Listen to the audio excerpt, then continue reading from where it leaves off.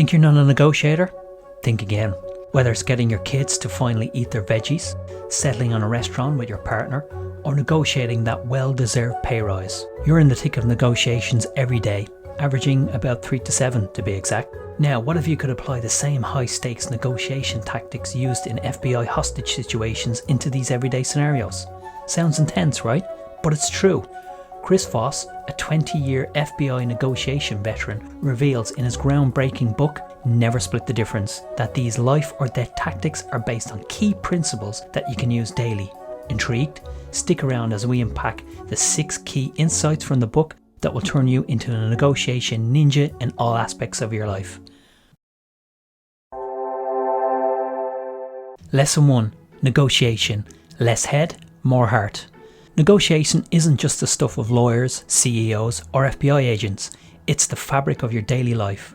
Whether you're negotiating bedtime with your kids or trying to get an extra week of vacation at work, you're in the negotiation game. Recognizing that your life is a series of negotiations is the first step to becoming a more effective negotiator.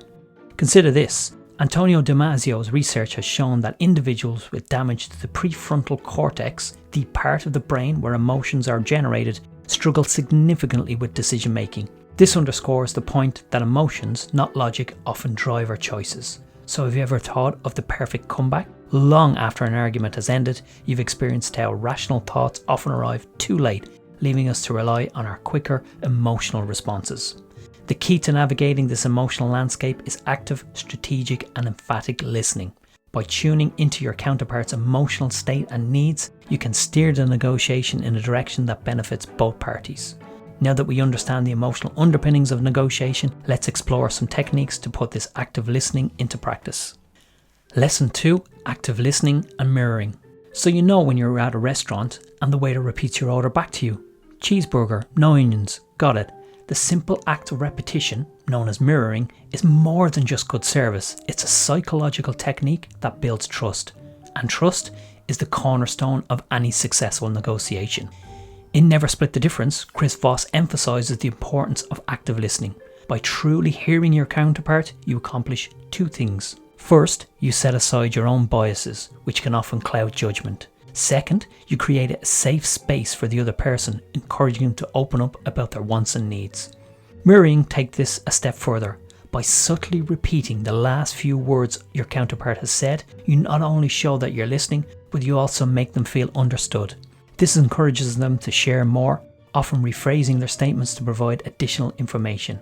For example, if someone says, "I can't go lower than $10,000, you might respond, "Can't go lower?" This invites them to elaborate, giving you more to work with. But let's not forget the power of the voice. Voss identifies 2 tones to employ during negotiations. The first is a positive, playful tone, your default voice. Think of it as speaking with a smile. It encourages collaboration. The second is what Voss calls the late night FM DJ voice. It's a slow, calm, and includes a downward inflection. This tone commands authority without being confrontational, creating a safe space for both parties. So how do you put this all into practice? Start by assessing your counterpart's personality. Are they more responsive to a playful tone, or do they require the gravitas of the late night FM DJ voice? Once you've got a read on them, you can tailor your approach, using active listening and mirroring to build rapport and keep the conversation flowing. Lesson 3. Tactical empathy. Listening is more than just a passive activity. It's the key to understanding the emotional currents that drive negotiation. Think of it like a psychotherapist delving into the patient's emotions to effect behavioural change. The more you understand your counterpart's emotions, the more you can steer the negotiation in your favour. Imagine you've been waiting months to discuss your salary with your boss. You've prepared your list of accomplishments. You've even practiced your pitch for a 10% raise. But all you get is the pat on the back and a "no budget for raises" excuse. It's frustrating and disheartening, to say the least.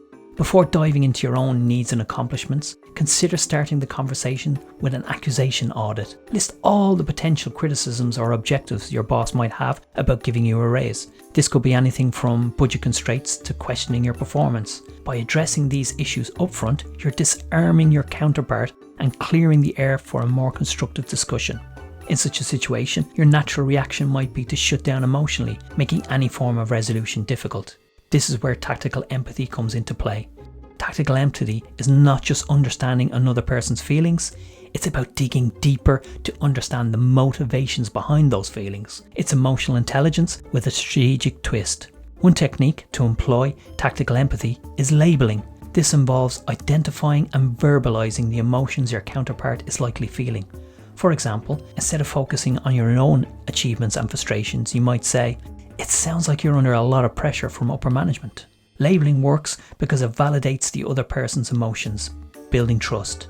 But remember, it's not as simple as it sounds. You need to be attuned to subtle cues like body language and voice inflections. And when you label, remove yourself from the equation. Use phrases like, "It sounds like," or "It looks like," followed by a pause to give them room to respond. By employing an accusations audit, tactical empathy, and labeling in your salary discussion, you might find your boss opening up about their own pressures and constraints.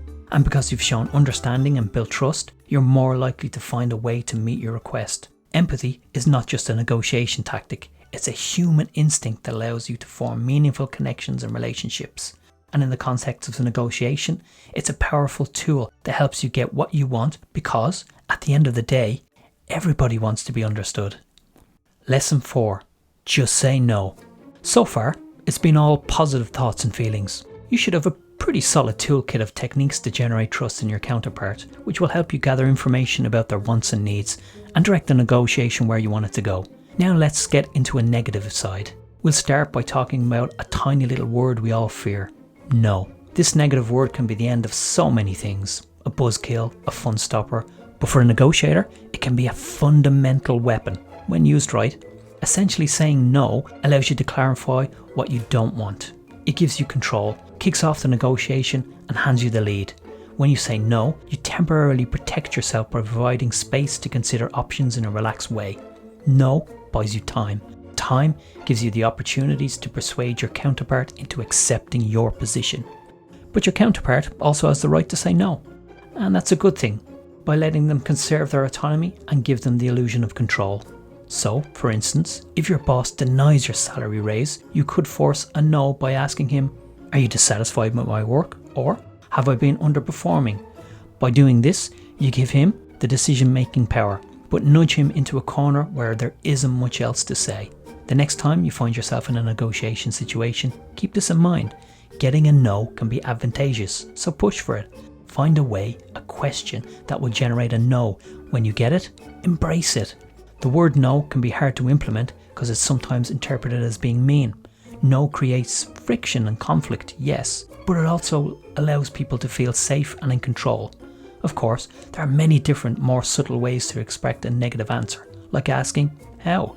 Through disagreement, people's real desires are expressed. False politeness crumbles to reveal what everybody really wants. By expressing and seeking negativity, you can uncover your counterpart's thoughts and feelings and get closer to your ultimate goal, a real, committed yes. Lesson 5. Fairness. When it comes to negotiations, fairness is more than just a 7-letter word. It's an emotional linchpin.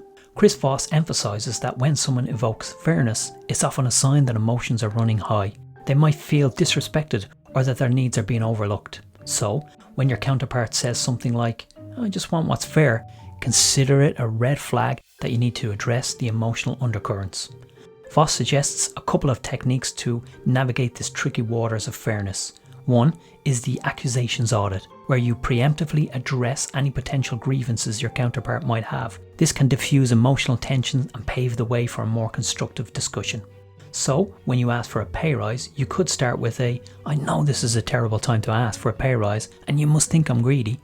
But let's dig deeper into calibrated questions, a powerful tool in your negotiation arsenal. These are open-ended questions formulated in a way that not only shows you're considering the other party's perspective, but also prompts them to consider yours. For example, instead of saying, "I deserve a 10% pay rise," you might ask, "How can we bring my compensation in line with the value I've been adding to the team?" This question forces your boss to consider your contributions and opens the door for a discussion that could lead to the desired salary increase. In Never Split the Difference, Voss recounts instances where calibrated questions turned the tide in negotiations. Imagine you're in a salary negotiation with your boss and they say, "We can't offer you a rise due to budget constraints." A calibrated question like, What about the budget prevents you from adjusting my salary can shift this dynamic. It not only shows that you're open to understanding their constraints, but it also puts the onus on them to justify their stance. This can often lead to revealing information that can be leveraged for further negotiation. Remember, fairness isn't just a rational concept, it's deeply rooted in our emotional psyche. By using techniques like accusation audit and calibrated questions, you can address the emotional aspects of fairness, making it more likely to reach a mutually agreeable and fair outcome. Lesson 6. Black Swans. In the world of negotiations, black swans are those unexpected hidden pieces of information that have the power to completely transform the outcome of the negotiation. The term was popularised by Nassim Taleb in his book The Black Swan, where he describes black swan events as rare, unpredictable and highly impactful. Voss adapted this concept to negotiations, emphasising that discovering black swans can give you a significant edge. So, why are black swans so useful? Well, they can change the entire landscape of a negotiation. They're the unknown unknowns that, once revealed, can provide new opportunities, leverage or solutions that you hadn't considered before. In essence, they can turn a deadlock into a breakthrough. Finding these black swans often involves deep listening and keen observation. It's about picking up on subtle cues, inconsistencies, or offhand comments that might reveal underlying motivations, constraints, or priorities that weren't initially apparent. Let's bring this to life in a real-world example. Imagine you're negotiating a business partnership and things are at a standstill. Both parties seem committed to their positions and are unwilling to budge. During a casual conversation, your potential partner mentions that they're looking to retire in a few years. This is a black swan. It reveals a hidden motivation that could change the entire negotiation. Perhaps they're more interested in a buyout or a succession plan than in the immediate terms of the partnership. Armed with this new information, you can now tailor your proposal to align with their long-term goals, potentially breaking the deadlock. In summary, black swans are game changers in negotiations. They're the hidden nuggets of information, once discovered, can give you the upper hand or pave the way for a mutually beneficial agreement. So, keep your eyes and ears open. You never know when a black swan will swim into view. So there you have it, folks. We've journeyed through the key areas of Never Split the Difference, from mastering the art of active listening and tactical empathy to understanding the emotional underpinnings of fairness and the game-changing potential of black swans. These aren't just tactics for hostage negotiators, they are life skills that each of us should apply for our everyday interactions. Whether you're negotiating a salary, resolving a dispute, or simply trying to get a better deal, these strategies offer a human-centered approach to getting what you want, while also respecting the needs and emotions of others. So go ahead, put these insights to work and elevate your negotiation game.